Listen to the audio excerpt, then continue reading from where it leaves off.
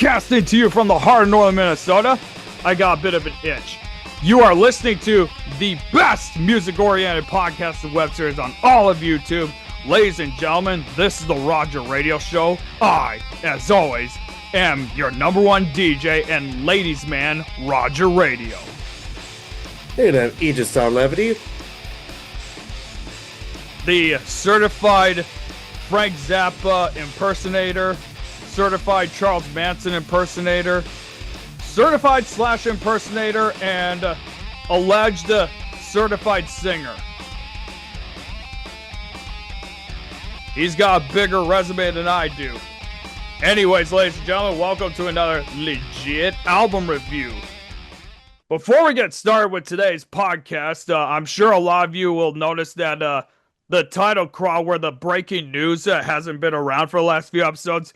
Well, long story short, those kept crashing the rendering that I was trying to do for the podcast episodes, and they've been causing the rendering to go way, way too long, like at least 20 to 25 hours, and I cannot afford to do that, so effective immediately, they're gone forever. So I'll probably have to do something else with breaking news of the past week. I'll probably end up doing like either a separate video or probably just do like a whole long-ass YouTube post. Be like, here's what happened this week. Let us know in the comments what you think about it. So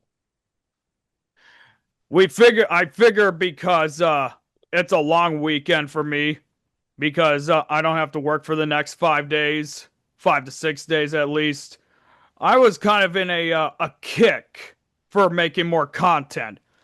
And I figured, what album should we do today? And I figured we'd do a quick one because Aegis gotta get ready for church and repent for whatever sins he may have committed that I don't know about.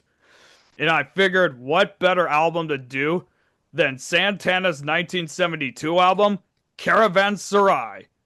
I think it's how it's pronounced, but I don't know, people. I really do not know. What are your thoughts about the album? That was pretty good. It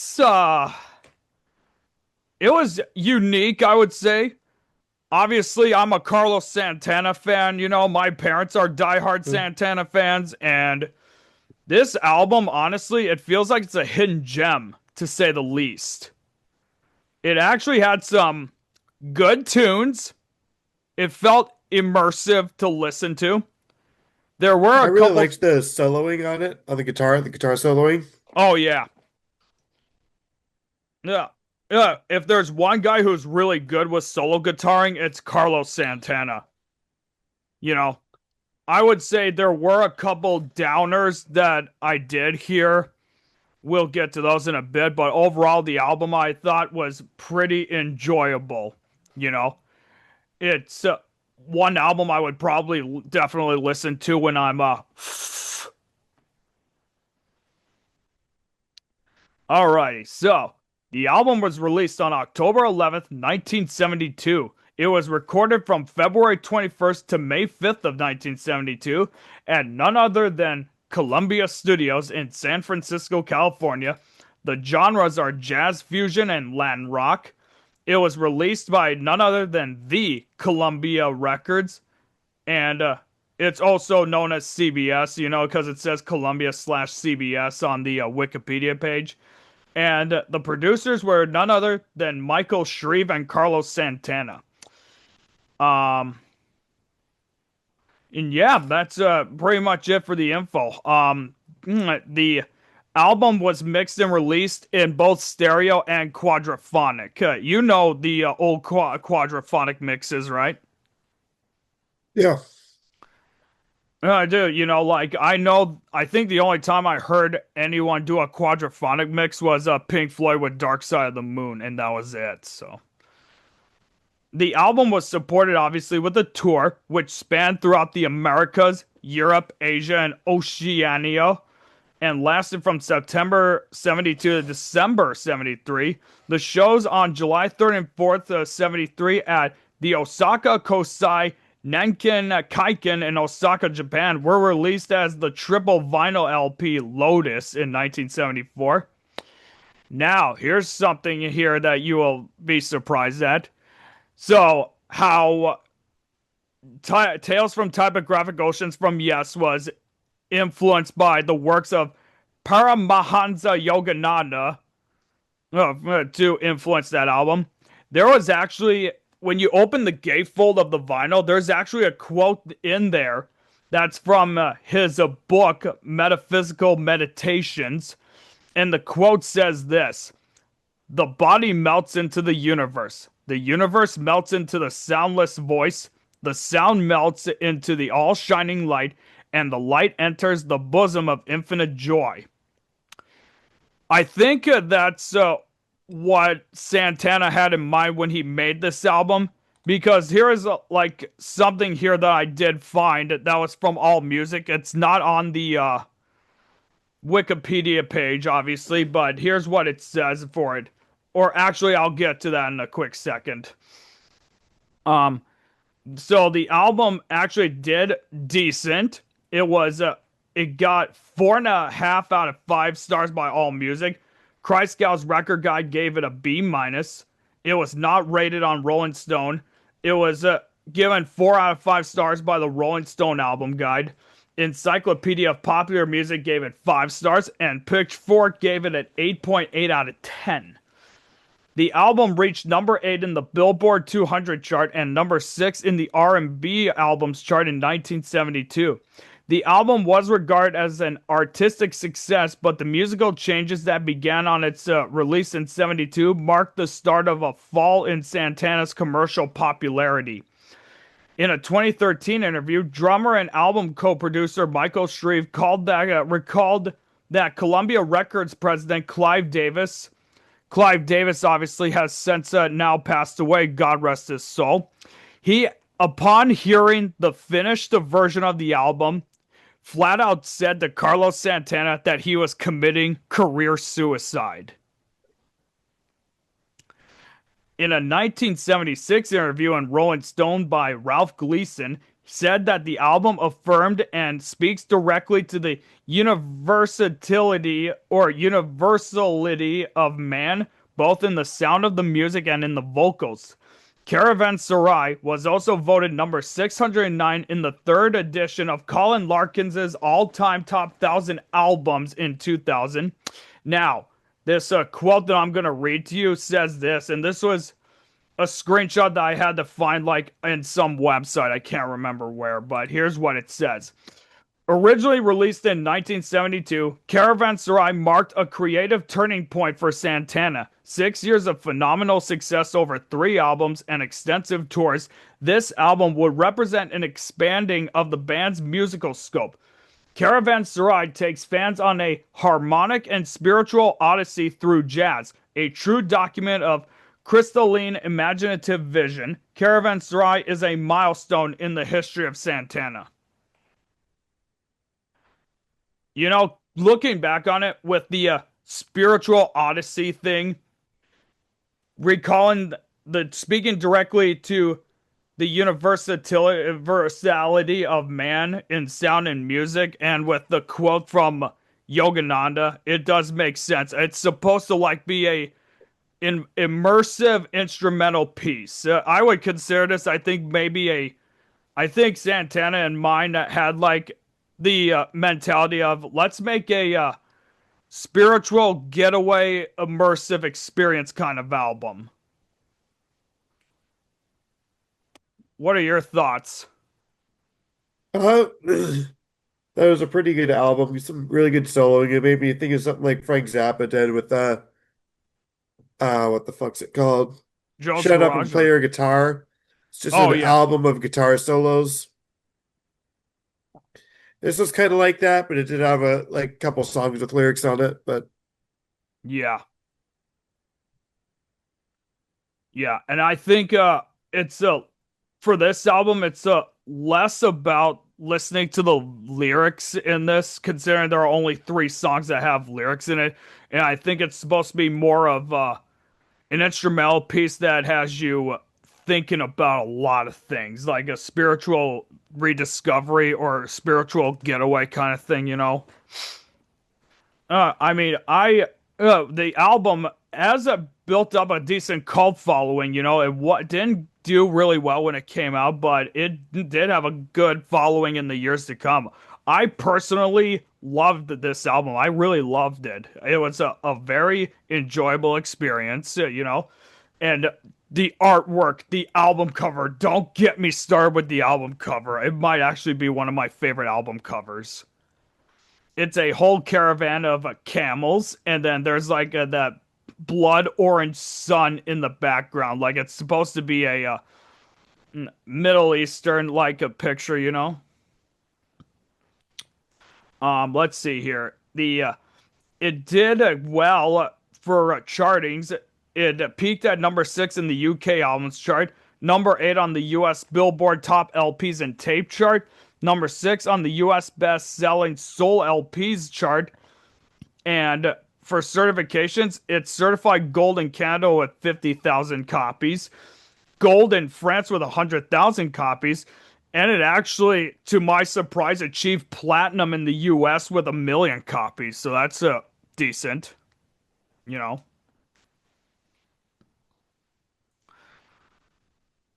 Um, like I said, I don't have much else to say, so shall we get into the vibes? Yeah. Alrighty. We're gonna start with Eternal Caravan of Reincarnation, and I'm gonna be honest with you. This was probably the most slow start of a song of an opening track for an album I've ever heard.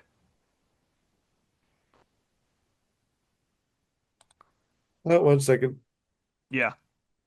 I think it takes like a minute for the music to start because you're hearing crickets. And I think it's supposed to Uh, symbolize. I think for me, the crickets and the slow opening is supposed to symbolize, when you wake up in the morning, it's like a fresh new day kind of thing. yeah, it's a similar thing to what David Bowie did with Station to Station. Oh yeah, Except that but was like a train. This is crickets. yep. Instead of crickets, it was a train, and obviously the difference between those is that David Bowie did singing it and sing in it. Yeah. Whereas there was nothing here. It was very quiet instrumentation.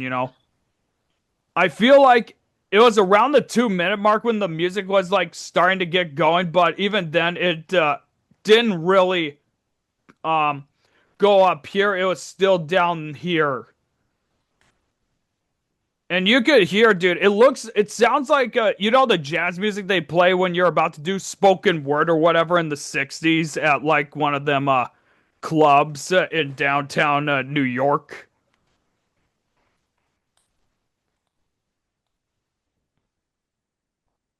Yeah, I thought, yeah, Eternal Caravan of Reincarnation. I thought it was a pretty decent song. Yeah. Like I said, I just wasn't a fan because it just felt like it wasn't fully fledged out, to be honest with you. I do like the title name, though. It literally looks like a type of title that type of graphic oceans would have been kind of influenced by, to be honest with you, but I guarantee you there was no connection in between them, so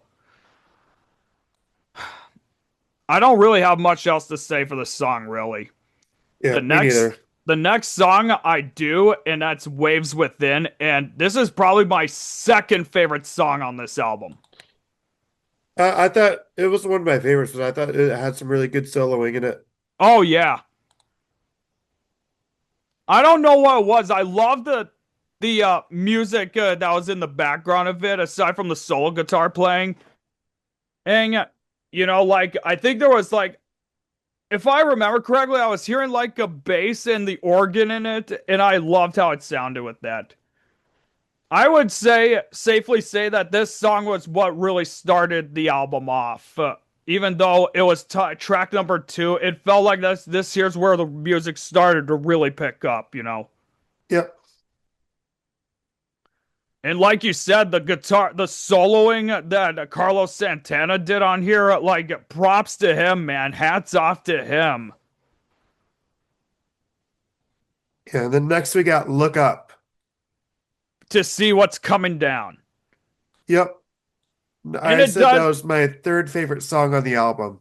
dude, the guitar work that's at the beginning, dude, it doesn't it not sound like some guitar soloing that you would hear in a Cheech and Chong skit?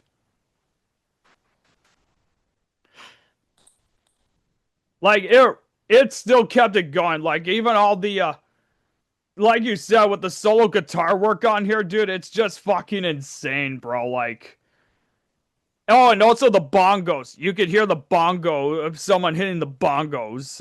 Like I like that too. You know. Ugh. Yep, I love the overall music on it and the drumming at the end, dude. It was perfect. Next up we got is Just in Time to See the Sun.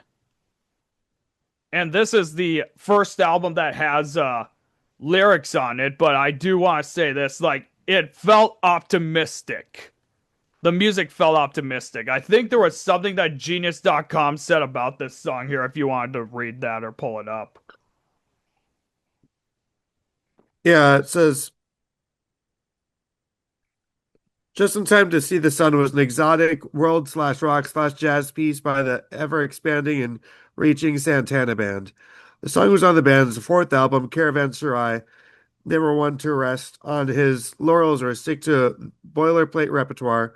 Carlos Santana makes a statement on this album by bringing in jazz fusion musicians and world rhythms. The song is a song of triumph over all odds and opposition, a song of succeeding in the face of danger and skepticism. It is a song with the hero within. Yep. And the lyrics go, uh, it's very short. Yep. Growing darkness never leaves me, just in time to see the sun. And every shadow disbelieves me, making mine no longer run. Yeah. Then clouds will pass and leave their thunder, just a wanting to be heard. And all the people sit and wonder if the Lord has washed their sins away. Hey, hey, hey. Yep.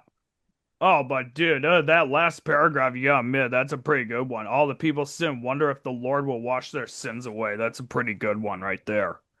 Yep. Yeah, you know, I will say this, like, if the song like had another paragraph of lyrics or something like that, and if it was like an extra minute, dude, it would definitely be among my top five. Or actually, it is among my top five without a doubt. But I feel like if they could have added more, then you know.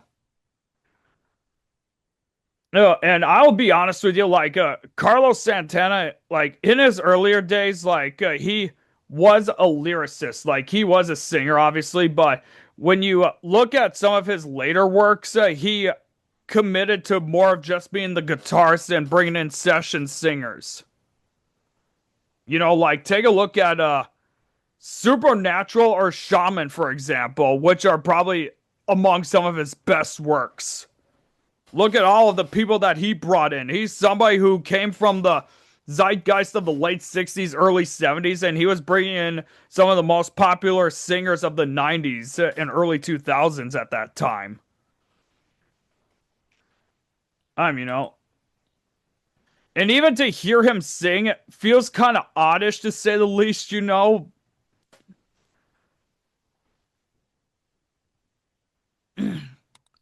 All right, next up we got my most favorite song, Song of the Wind, obviously.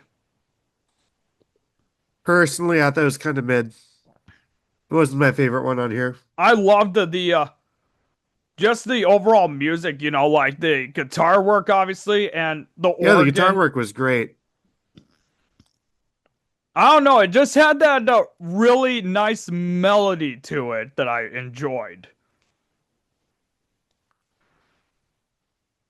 This is definitely a tune that I am definitely getting high to. Just imagine, I would probably call it Song of the Weed if that ended up being the case.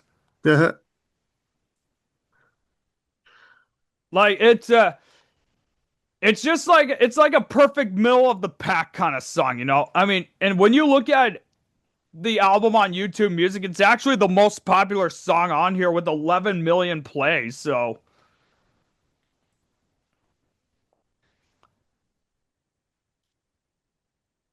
like, it's for me, it is like a pretty much enjoyable experience to say the least. So,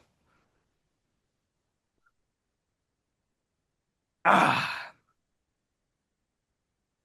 And then next up we got is All the Love of the Universe. What can I say about it? It's like around here for me. It's like balanced to say the least. Cause there were Yeah. some parts that I was like, what the hell? And then the where the music picked up, where the singing was perfect. Yeah, I put down that this was my second favorite song on the album. The piano on here was perfect. Like I loved the piano playing that was on here.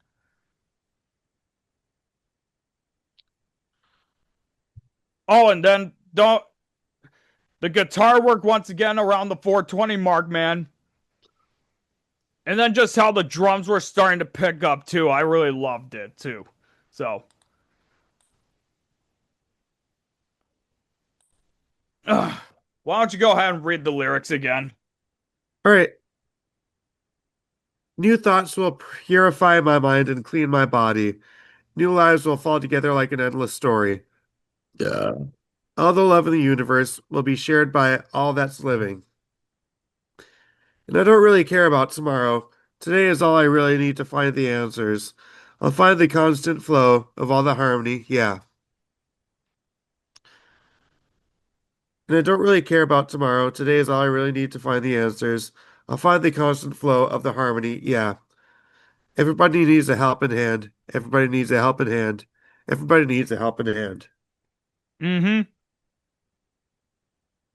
Yeah, but today is all I really need to find the answers. Like it's like one of those phases in life where you always comprehend like, oh, what's gonna happen? What's tomorrow gonna bring and all that, or why are we here? What's our purpose, kind of thing. All the love of the universe. Well, that we could really need that right now.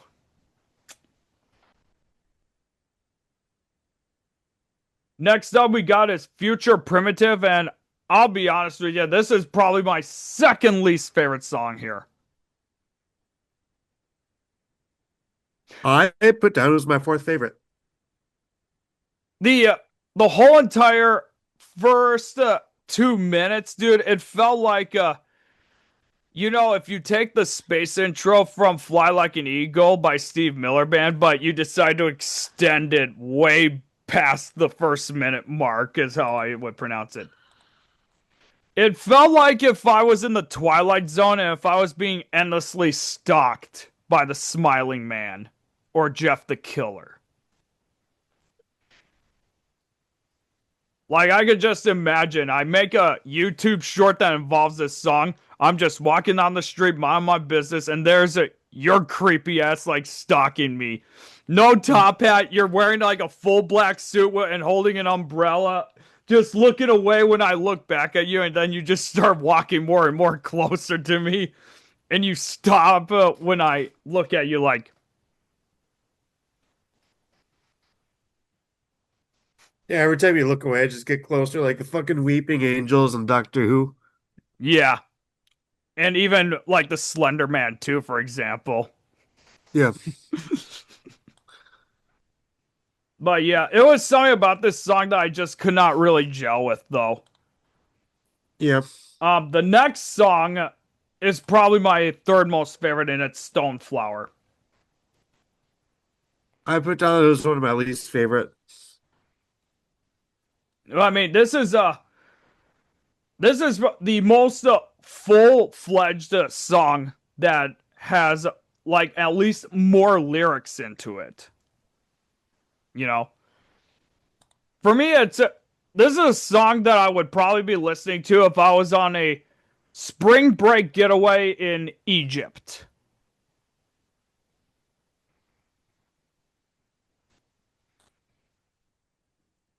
I don't know. It was just how the singing, for me, the singing and the vocalization was why I really enjoyed this song. So you go ahead and read these again. Okay. What's that sound I hear coming from the ground? That's going round and round. I can feel it pull me down. On my knees, tears of joy have come to me, as the flower sounds made it plain to see that this world is a perfect place to live. There's a warm, soft wind blowing round me just to give all the leaves such a haunting melody that forever will be a part of me. Just like a ship out on the sea, floating alone, no one around me or beyond me. The sun is on me, and suddenly I felt a kiss of the breeze that did caress and possess me. Oh, it astounds me. And around there's a feeling in the air that with the grace of time will get closer there. But day by day I can see they walk away, and I wonder, Lord, will they ever know that this world is the perfect place to live? Just look into your heart, find the love that's there to give. Realize that the secret is to share. Just like a ship out on the sea, floating alone, no one around me or beyond me. The sun is on me. Then suddenly I have felt a kiss out on the breeze that did caress and possess me. Oh, it astounds me.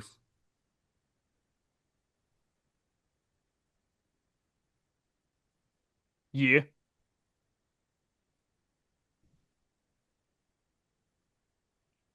That's it. Like I said, the singing I did enjoy on here, so that's what made. And considering that it was a fully structured song, like not to take away from the other two songs, but I felt some reason the two other songs with the lyrics just felt kind of half finished, sort of thing. This one just felt fully finished to me, to be honest with you. You can even tell with some of these lyrics, like the lyrical themes for this, like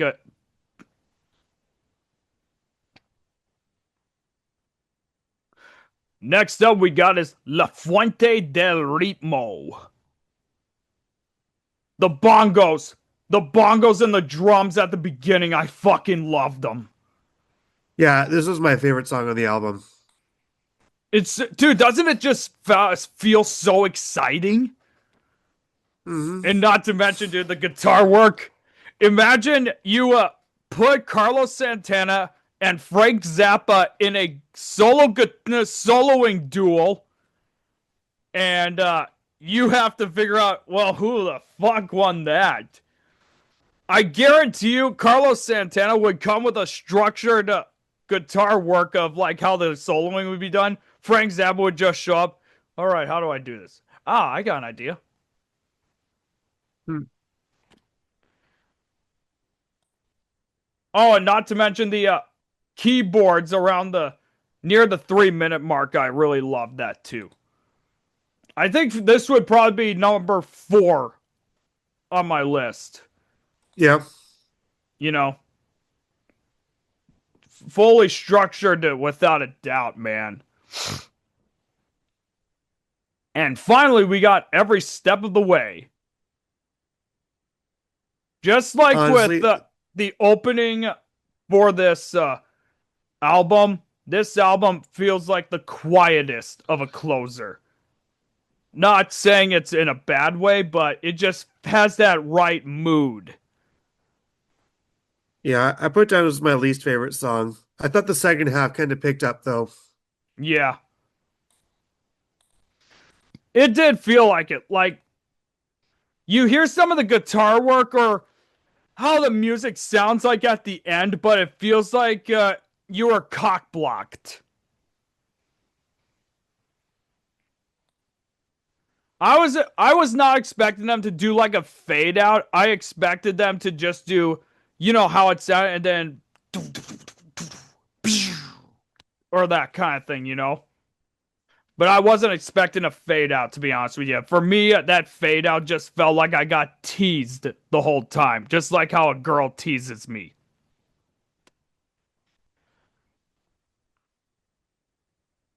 It did. And like you said, dude, it was kind of a slow start to it, but then the second half it did pick up. So Yeah. All right, that's gonna pretty much do it for the album, dude. Like I said, it was gonna be a short one. It was just like with Nude by Camel, because of all the instrumentation and all that. But I will say this album, the difference between Nude and Caravanserai is that Caravanserai was a lot more enjoyable for me, honestly. I agree I with you. I thought Yeah, this was a better album than Nude by Camel. yeah. I mean the songs on Nude with the lyrics, dude, I did enjoy those, but all the instrumentation on that album I did not like. But with this here, oh my god, dude, there's a reason Carlos Santana is without doubt one of my all-time favorite guitarists. Because of how much I enjoyed this album, I'm giving it a 7 out of 10. I think I have to agree with you. I think a 7 out of 10 is exactly what it gets. Yeah. And obviously, I've already explained my favorite songs, but number 1, Song of the Wind, number 2, Waves Within, and listening back to La Fuente del Ritmo, I'm gonna put it at number 3 and Stoneflower at number 4. And then obviously my least favorites were Future Primitive and Eternal Caravan of Reincarnation. Yeah, my favorite was La Fuente del Ritmo. Second favorite was All the Love in the Universe. Look Up was my third favorite. Yep. Yeah, all in all, it's a pretty good album, dude. I would say listening to some of Santana's work, this is without a doubt probably the most underrated, underappreciated album out there, and I would encourage you all to give it a listen right now. And let us know in the comments what you thought about it. Ladies and gentlemen, thank you so much for watching this mini cast, as I would call it. What are your favorite Santana songs? And are there any that you know of that we don't know about? Let us know in the comments below. And if you like what we are doing on this channel, subscribe to the Roger Radio Show today, hit the bell to be notified, and hit that thumbs up. All of that makes a huge difference here. And while you're at it, subscribe to the Interrobang group as well, and follow me on my social media. The links to everything will be in the description below. Plus, if you are an independent musician or band who wants to have your music promoted and to be interviewed, email me at rogerrhodes90@yahoo.com. Aegis, any final thoughts? Got nothing. Ladies and gentlemen, thank you so much for tuning in, and as always, until next time, ta-ta for now! Peace.